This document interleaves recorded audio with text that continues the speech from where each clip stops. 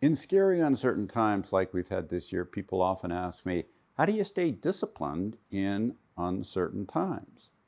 And the answer to that's pretty simple if you think it through, which is that presumably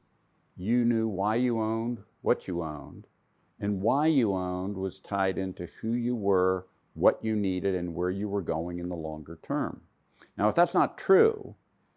then markets tend to regularly be an expensive place for you unless you're a super capable person at timing and doing short-term trading, in which case you don't need any advice from me at all. But the fact is most people aren't, and they've got long-term needs, and what they need do at a time when people are saying all kind of stuff about this, that, and the other, about why it's going to be wonderful or why it's going to be terrible or why this thing is new and different than anything that's ever happened before,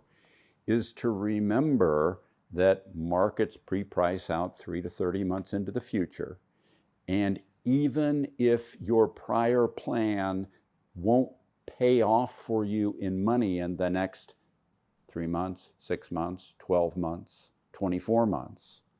it's still true that if your plan was right for the longer term and you don't know how to time the short term, you're better off sticking with your plan and not worrying about what all the pundits and media sources and others say. Because what I will tell you, simply said,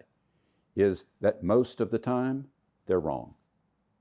And if you can remember, A, that most of the time they're wrong, most of the time most of your friends will be wrong, and if you stick with your long-term plans, even if they don't pay out in the short to intermediate term, you tend to do better than if you ditch them because you won't know also the right time to reassert them.